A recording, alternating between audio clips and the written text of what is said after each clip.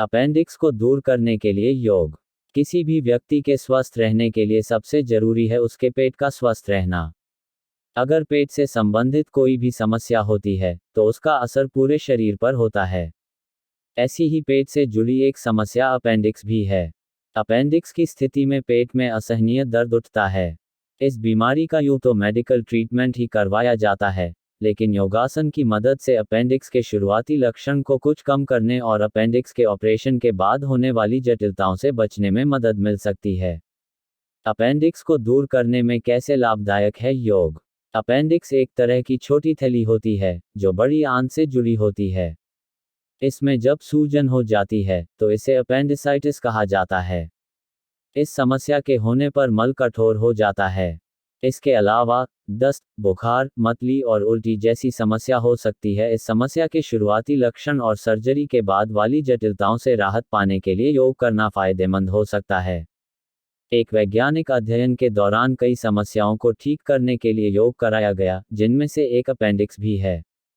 इसे करने से वालों को अपेंडिक्स के कारण होने वाली असुविधाओं से कुछ राहत मिली। 1. त्रिकोणासन। त्रिकोणासन के अभ्यास के समय शरीर से त्रिकोण यानी 3 कोने जैसा आकार बनता है। इसी कारण इस योग का नाम त्रिकोणासन रखा गया है। इस योग को करने से पेट की मांसपेशियों पर असर पड़ता है। साथ ही यह अपेंडिक्स से होने वाली अन्य समस्याओं जैसे कि गैस, अपच और कब्ज से भी राहत दिला सकता है। योग करने की प्रक्रिया। इस योग को करने के लिए घर या पार्क में साफ जगह पर योग मैट या चटाई बिछाकर सीधे खड़े हो जाएं। इसके बाद दोनों पैरों को एक दूसरे से दूर करें और दोनों के बीच कम से कम 2 फीट की दूरी रखें। इस समय अपने दोनों हाथ को शरीर से सटाकर रखें। फिर अपने दोनों हाथ को कंधे जितना ऊपर लाकर फैला लें।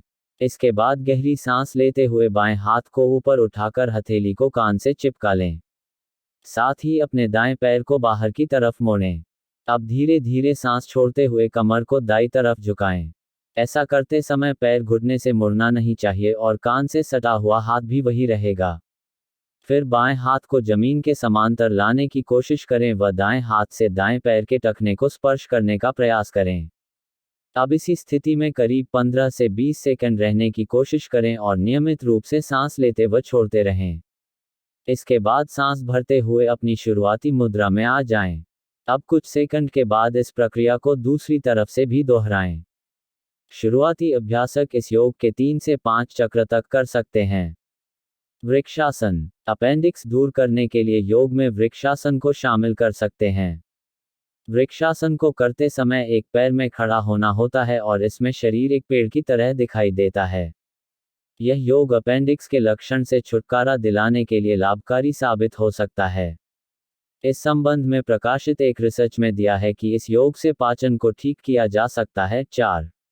वहीं हमने ऊपर बताया है कि अपेंडिक्स की स्थिति में मल कठोर हो जाता है। 1. इस आधार पर माना जाता है कि वृक्षासन से अपेंडिक्स के लक्षण कुछ कम हो सकते हैं। योग करने की प्रक्रिया। वृक्षासन का अभ्यास करने के लिए सबसे पहले एक चटाई या योग मैट बिछाकर उस पर सीधे खड़े हो जाएं। इसके बाद एक पैर को घुटने से मोड़कर पैर के तलवे को दूसरे पैर की जांघ पर टिका दें। इस समय दूसरा पैर सीधा होगा और उसी पैर से शरीर का संतुलन बनाए रखना होगा। अब इस मुद्रा में आने के बाद गहरी सांस भरकर दोनों हाथों को ऊपर उठाते हुए सिर के ऊपर ले आएं और दोनों हथेलियों को जोड़ लें। इससे हाथों से नमस्कार की मुद्रा बन जाएगी। इस समय कमर, रीढ़ की हड्डी और सिर एक समांतर रेखा में होने चाहिए। करीब 5 मिनट तक इसी मुद्रा में रहने की कोशिश करें और सामान्य रूप से सांसें लेते व छोड़ते रहें। फिर लंबी सांस लेते हुए शुरुआती मुद्रा में आ जाएं और पैरों को कुछ सेकंड आराम दें। यह वृक्षासन का आधा चक्र पूरा हुआ।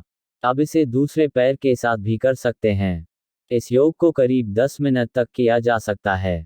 हमारा यह वीडियो पसंद आया हो तो अभी हमारी वीडियो लाइक करें, शेयर करें और हमारा hashmi.com चैनल सब्सक्राइब करें। धन्यवाद।